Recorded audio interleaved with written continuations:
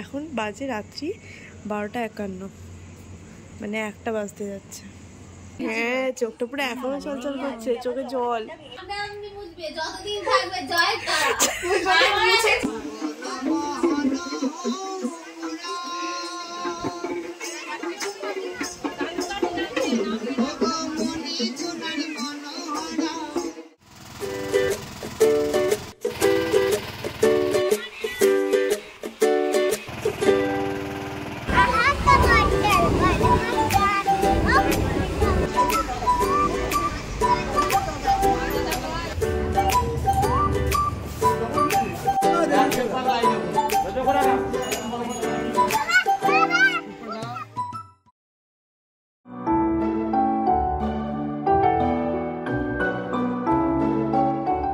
Hello বন্ধুরা, কেমন আছো সবাই? আমার চ্যানেলে সবাইকে স্বাগত জানিয়ে আবার নতুন আরেকটা ব্লগ শুরু করলাম। আশা করছি সবাই ভীষণ ভালো আছো আর আমরাও ভীষণ ভালো আছি।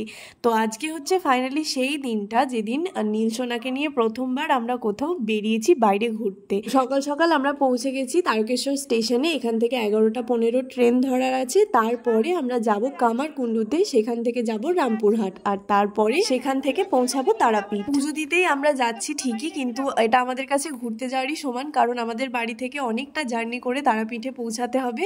আর তার থেকেও বড় কথা, এই প্রথমবার আমরা সব বন্ধুরা মিলে কোথাও যাচ্ছি, তো তার জন্য অনেক বেশি আনন্দ লাগছে। আর আমিও প্রায় 1.5 থেকে 2 বছর পরে বাড়ি থেকে বেরোলাম এতটা দূর জার্নি করার জন্য, খুব ভালো লাগছে। আর এই যে ফাইনালি ঠাকুরের নাম নিয়ে আমাদের জার্নি শুরু হয়ে গেছে।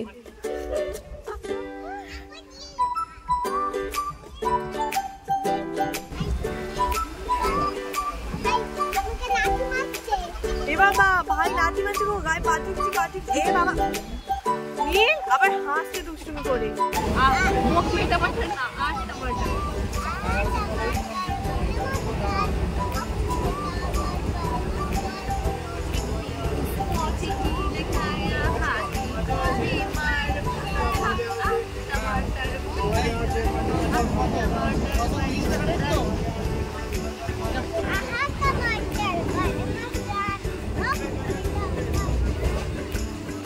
সব উল্টো পাল্টা হয়ে যাচ্ছে।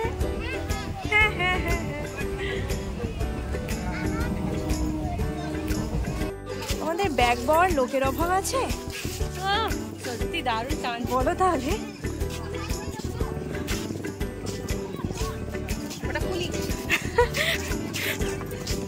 কুলি নয়, সেলফ ডিপেন্ডেন্ট। কি ছিল পরটা না কি বলিস বাবু? রাজমিস্ত্রি বলছে তোমরা ম্যাশন।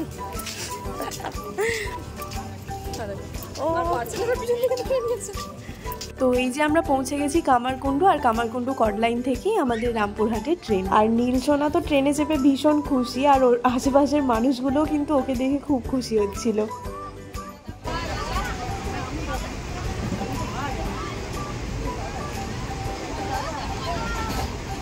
পাপা পাপা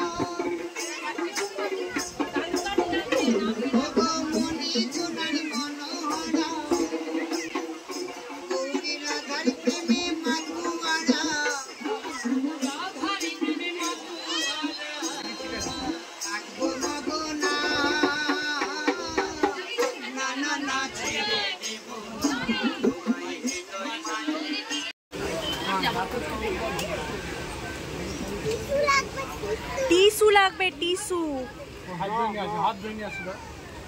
ও হাতটা মোছার জন্য। এই যে আমাদের মুড়ি খাওয়া চলছে, খিদে পেয়ে যাচ্ছে সবার। ভালোই লাগছে। ভালো লাগছে।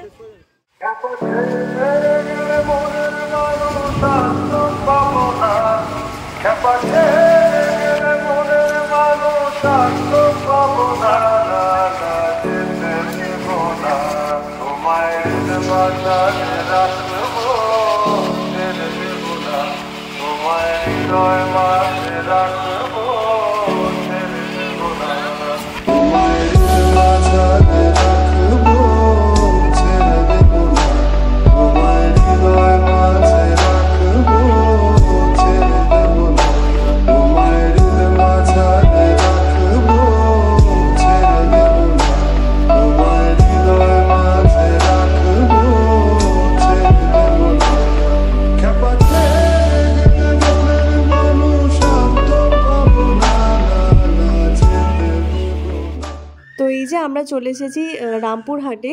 কামারকুণ্ডু থেকে প্রায় 3 ঘন্টা মতো জার্নি করার পরে আমরা রামপুরহাটে পৌঁছালাম। তবে আজকে আমাদের ট্রেনটা টাইমের বেশ খানিকটা আগেই ঢুকে গেছে, 10-15 মিনিট মতো আগেই ট্রেনটা ঢুকে গেছে স্টেশনে। আর এবার ওখান থেকে গাড়ি ধরে আমরা এবার চলে যাচ্ছি তারাপীঠের দিকে। আমরা যে সময় তারাপীঠ গেলাম ঠিক তার 2 দিন আগে পর্যন্ত 4 দিন 5 দিন ধরে নিম্নচাপ চলছিল। তো বড়রা সবাই ভয় পাচ্ছিল যে তারাপীঠে নাকি অনেক জল বন্যা হয়ে গেছে। তো সবাই ভয় পাচ্ছিল এই নিয়ে যে তারাপীঠে নাকি শ্মশান ডুবে আছে, আরও অনেক কিছু, ওদিকে অনেক জল। আমরা ট্রেনে করে আস্তে আস্তে ওই মাঠেই যা অনেক জল দেখলাম, বাকি এদিকে তো সমস্ত কিছু শুকনো, আর মহাশ্মশানেও কিন্তু এমন কিছু জল ছিল না। তো চলো এবার তোমাদের সাথে দেখা হচ্ছে একেবারে আমাদের হোটেল রুমে এসে। যেহেতু এটা আমাদের একদিনের ট্যুর, তো আমাদের ইচ্ছা ছিল সবাই একসাথে থাকবো আর রাতে ভীষণ মজা করব, কারণ এখন তো অলমোস্ট বিকাল হয়ে গেছে, এরপরেই রেডি হয়ে চলে যেতে হবে পুজো দিতে। জয় মা। তো এই যে এখন আমরা সকলে স্নান টান করে জামা কাপড় চেঞ্জ করে চলে যাচ্ছি মন্দিরের দিকে। আর এই যে রাস্তাটা, এই রাস্তাটাই কিন্তু যাচ্ছে মহাশ্মশানের দিকে। এখন আমরা আগে যাচ্ছি পুজো দিতে, পরে আমরা ওই দিকে ঘুরতে যাব, বা আজকে যাব না, পরের দিন যাব। তো আর এখানেও কিন্তু দেখছিলাম রাস্তার দুধারে, যেমন আমাদের তারকেশ্বরে মন্দিরের ওখানে রাস্তার দুধারে অনেক দোকান থাকে, সেখানে বাবা ভোলেনাথের ছবিটাই বেশি থাকে। তো এখানেও দেখছিলাম যে রাস্তার দুধারে অনেক রকমের দোকান আছে, তবে এখানে মা তারার ছবিটা একটু বেশি আছে। বাকি যা আমাদের ওখানে যেরকম দোকান থাকে সেই রকমই কিন্তু এখানেও দোকান আছে। আর এবার চলো তোমাদেরকে একটা কথা বলি, যে যেহেতু আমাদের সবার সাথেই ছোট বাচ্চা ছিল, আমরা 4টে ফ্যামিলি এসেছিলাম, তার মধ্যে 3টে ফ্যামিলিতেই কিন্তু আমাদের ছোট ছোট বাচ্চা ছিল। তো আমি নীলের কথাটাই বলি, যেহেতু আমরা আজকেই সকালবেলা বেরিয়েছি, মানে ওই 10টার দিক করে, তো সকালে আমি একটু খিচুড়ি করে নীলকে খাইয়েছিলাম, আর কিছুটা আমি টিফিনে নিয়ে নিয়েছিলাম, যেটা আমি পরে মেল ট্রেনে ওকে খাইয়েছিলাম 1টার দিক করে। এরপর বিকালে আমরা এখানে পৌঁছে গিয়েছিলাম, তো বেরোনোর আগে ওকে আমি কিছুটা ছাতু খাইয়ে দিয়েছিলাম। ইনফ্যাক্ট শুধু নীল নয়, বাকি আমাদের সাথে আরও যে 2টো বাচ্চা ছিল, বুকান, আদর্শ, ওরা সবাই ছাতু খেয়েছিল। তো 3জনেই ছাতু খেয়েছিল। দিয়ে তারপরে আমরা চলে এলাম এখন মন্দিরে। আর এখন মন্দিরে কিন্তু সন্ধ্যা আরতি হচ্ছে। তো আমরা যখন এসেছি তখন সবেমাত্র সন্ধ্যা আরতিটা কিছুটা হয়েছে, তো আমাদেরকে কিন্তু অনেকক্ষণ লাইনে দাঁড়াতে হয়েছিল। তো 6টা থেকে হয়তো সন্ধ্যা আরতিটা শুরু হয়, আমরা 6টার আরেকটুখানি দেরি করে ফেলেছিলাম। আর বাইরে কিন্তু প্রচণ্ড গরম ছিল, যার কারণে নীলও আর কি একটু ঝিমিয়েছিল, আর সকাল থেকে একটু টায়ার্ড তো ছিলই। আর এখানে নীলের পাপা নীলকে নন করাচ্ছে, ঠাকুর নন করাচ্ছে।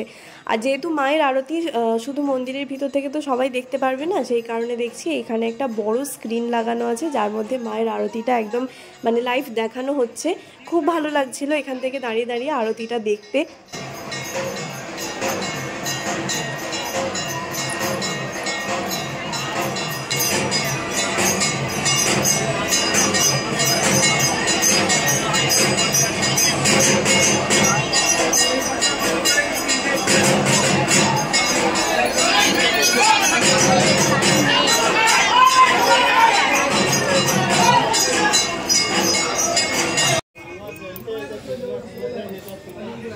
তো এখন আমরা চলে এসেছি পুজো দেওয়ার লাইনে লাইন দিতে। তবে এটা আরতি দেখতে যাওয়ার আগের ভিডিও, কারণ এখানে লাইন দিয়ে আশিসদাকে দাঁড় করিয়ে তারপর আমরা চলে গিয়েছিলাম আরতি দেখতে। আর ফিরে এসে দেখি যে লাইনটা এত বেশি বেড়ে গেছে।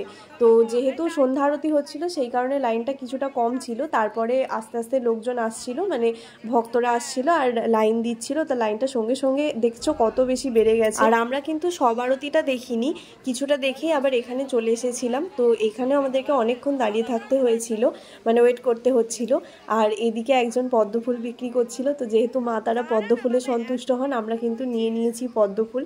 আর সবার মুখটাই কিন্তু একটু ঝিমিয়ে আছে, কারণ যেহেতু এত গরম তার উপরে অনেকক্ষণ পর্যন্ত অপেক্ষা করতে হচ্ছিল। তবে হ্যাঁ, আরতি শেষ হওয়ার সাথে সাথেই কিন্তু আমাদের বেশিক্ষণ দাঁড়াতে হয়নি। লাইনটা যে ছিল একদম খুব তাড়াতাড়ি এগিয়ে গিয়েছিল। আসলে সামনের দিকটা ফাঁকা ছিল, পিছনের দিকেই লাইনটা বেশি ছিল। তো আমরা লাইনের বলতে গেলে অনেকটাই সামনের দিকেই ছিলাম। তো লাইনটা যখন খুললো তখন সঙ্গে সঙ্গে নিমেষের মধ্যেই আমরা চলে গেলাম। অথচ এই মিসআন্ডারস্ট্যান্ডিংয়ের জন্য ওই রমেশ দা আর আরেকজন দাদা ছিল আমাদের সাথে, ওরা দুজন গিয়েছিল একটু খাবার দাবারের আয়োজন করার জন্য বলে আসতে।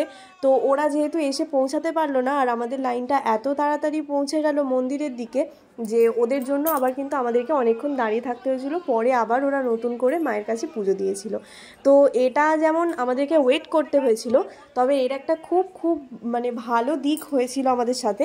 কারণ যেহেতু আমরা ওয়েট করছিলাম, আমাদের যিনি পুরোহিত মশাই ছিলেন উনি তো ভীষণ ভালো করে পুজো দিয়েছেন, সেটাতে কোনো সন্দেহ নেই। দ্বিতীয়বার কিন্তু উনি এসে আমাদেরকে বলেছিলেন, যখন আমরা অপেক্ষা করছিলাম তখন উনি আমাদেরকে এসে বলেছিলেন কিন্তু যে তোমরা কি মায়ের দর্শন আবার করতে চাও।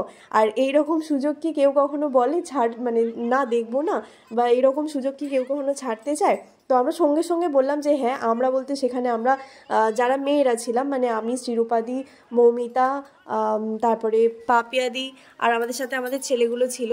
তো যখন আমাদেরকে বললো যে আরেকবার মায়ের দর্শন করবে কিনা, তখন আমরা সঙ্গে সঙ্গে গিয়ে আবার মায়ের দর্শন করতে পারলাম। তো যেহেতু রমেশ দাদের জন্য ওয়েট করতে হয়েছিল, এটাই কিন্তু আমাদের সুবিধা হয়েছিল। আর এই যে জায়গাটা দেখছো, এইটা হচ্ছে ভিআইপি লাইনের জন্য। যারা ভিআইপি লাইনে মানে লাইন থেকে মন্দিরে ঢুকবে তাদেরকে এই জায়গাটায় দাঁড় করানো হয়। তো আমাদের ভিআইপি লাইনে ঢুকতে হয়নি, কিন্তু সত্যি খুব ভালো করে পুজো দেওয়া হয়েছে আমাদের। তো চলো তোমাদেরকেও আমি একবার মায়ের দর্শন করে দিই। আসলে এটা আমরা যখন দ্বিতীয়বার মন্দিরে মানে মায়ের দর্শন করতে ঢুকেছিলাম, প্রথমবারে পুজো দিয়েছিলাম তখন হাতেও অনেক ডালা ছিল, ফুল ছিল, যেহেতু পুষ্পাঞ্জলি দিচ্ছিলাম। তো সেই কারণে তখন ভিডিও কিন্তু আমি করতে পারিনি। তবে দ্বিতীয়বার যখন শুধুমাত্র মায়ের দর্শন করতেই আমরা ভিতরে ঢুকেছিলাম, তখন কিন্তু আমি একবার ভিডিওটা অন করেছিলাম। তবে হ্যাঁ, মন্দিরে ঢোকা মাত্রই আমাকে একজন বলেছিল, মানে একজন পুরোহিত বলল যে ক্যামেরাটা অফ করতে, সঙ্গে সঙ্গে আমি অফ করে দিয়েছিলাম। তবে যেটুকু মায়ের দর্শন আমি মানে ভিডিও করতে পেরেছি সেটা আমি তোমাদের সামনে তুলে ধরলাম, তোমাদেরকেও দেখানোর চেষ্টা করলাম। আর মায়ের এমন অপরূপ রূপ আমরা সামনে থেকে এত সুন্দর মাকে দেখেছি, মানে বলে বোঝাতে পারবো না। যখনই মায়ের মানে গর্ভগৃহে প্রবেশ করলাম, মানে সঙ্গে সঙ্গে মায়ের মুখটা দেখে গায়ে কাঁটা দিয়ে দেওয়ার অবস্থা। পাপা কেমন পুজো দিলে? পাপা ভালো হয়েছে পুজো দেওয়া? পুজো দিয়েছো ভালো করে? তা আমাদের তো পুজো দেওয়া হয়ে গেছে, কিন্তু রমেশ দা আর আরেকজন দাদা আমাদের সাথে যে এসেছে, ওরা একটু দলছুট হয়ে গেছে, ওদের পুজোটা হলো না। আমরা এই কারণে এখানে যে সবাই মিলে বসে আছি, ওরা আসুক, বাউন ঠাকুর ওদেরকে আরেকবার পুজো দিয়ে দেবে তারপরে। আর আমরা যে বাউন ঠাকুরের সাথে এসেছিলাম, এত ভালো করে পুজো দিয়েছে, মাকে স্পর্শ করে মানে কি বলবো, মনটা একদম ভরে গেল, তারাপীঠ আসা সার্থক। যাই হোক, খুব ভালো লাগছে, আমার খুব ভালো লাগছে। তো চলো, ও বাবা রে, আর খুব গরম তো, ছেলেটা একটু কষ্ট হচ্ছে। তো এখন আমরা ধূপবাতি জ্বালাতে এসেছি। আর যখন পুজো দেওয়া হয় তখন কিন্তু ধূপবাতি জ্বালানো যায় না, একেবারে পুজো দেওয়া শেষ করে তারপরে অন্য জায়গায় এসে আমরা এখানে আবার ধূপবাতি জ্বালালাম আর মাকে দেখালাম।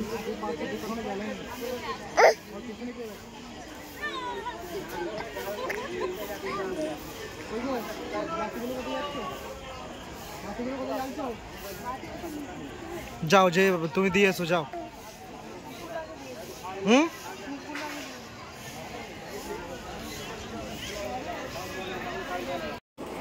ফাইনালি এতক্ষণে রুমে এলাম, আর এসে এত টায়ার্ড হয়ে গেছি, পায়ে আর কোমরে এত লাগছে। আর এদিকে নীলু ঘুমিয়ে পড়েছে, ও আসলে আস্তে আস্তেই ঘুমিয়ে পড়েছিল রাস্তাতেই।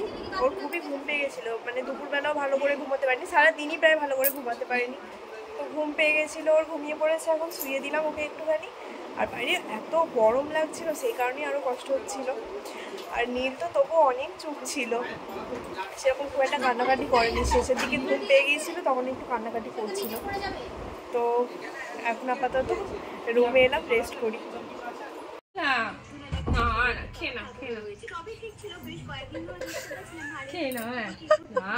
তাকিয়ে আছে দেখো শুধু মোয়ের দিকে। আর বকবো না, মেরেছি চোখ দিয়ে জল বেরিয়ে যাচ্ছে। কি হলো? দেখছে আবার বুড়োটা কুচকে দেখছে দেখো।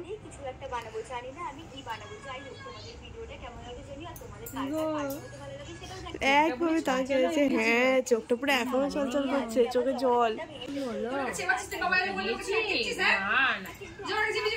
ওকে একটু আদর করে দাও, একটু আদর করে দাও, একটু চুম খেয়ে নাও, একটু আদর করে দাও।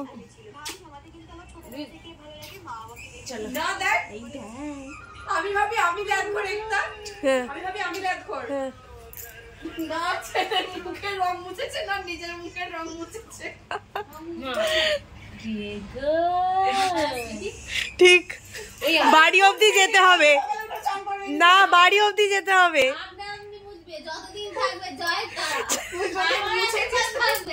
ঠিক এবার হাসছে। তো নীলকে কিন্তু আমি রাতের খাবারে খাওয়ালাম সেরেলাক, আর সেরেলাকটা একটু বেশি করেই খাইয়ে দিলাম যেহেতু সারা রাতের ব্যাপার। তো যেহেতু দুধ রুটি আর এখানে আমি খাওয়াবো না, একেবারে সেরেলাকটা একটু বেশি করে খাওয়ালাম। মানেটা কি, এর এত ঘুম পেয়েছে এইখানে এসে শুয়ে পড়েছে। তুমি একা একা তো আমাদের হোটেলে কিন্তু এরকম সুন্দর একটা গার্ডেন এরিয়া ছিল যেখানে আমরা কিন্তু আসার সুযোগই পাইনি, কারণ পুজো দিয়ে এসে খাওয়া দাওয়া করতে অনেক লেট হয়ে গেছিলো। তারপর সবাই টায়ার্ড ছিল আর আমাদেরই ঘুম আসছিল না, কারণ নীল জেগেছিল আর নীলকে ঘুম পাড়িয়েই আমরা এখানে এসেছিলাম। তারপর বাকিটা তো তোমরা দেখতেই পাচ্ছ, আর আজকের ভিডিওটাও কিন্তু এখানেই শেষ করলাম। এখন বাজে রাত্রি 12:51, মানে 1টা বাজতে যাচ্ছে। নীল এই একটু আগে ঘুমালো, আর তারপরে বলছিলাম যে আসবো এখানে। আর আশিসদা আর এই যে দুজনকে পাঠিয়েছিলাম যে এখানে আসা যায় কিনা দেখার জন্য। কিছুক্ষণ পরে ওপরে গিয়ে বলছে আশিস কোথায় গেল, আশিস কোথায় গেল। তারপরে ওপরে রুম থেকে দেখা যায় এইখানটা আমাদের রুমটা হচ্ছে, যে তাও দেখাচ্ছি। আমাদের রুমটা হচ্ছে এইটা নয়, এই যে আমাদের রুমটা হচ্ছে ওই যে সবুজ আলোটা জ্বলছে। রুম থেকে দেখছি আশিস তো ওখানে শুয়ে আছে, বিষ্ণু হয়ে শুয়ে আছে।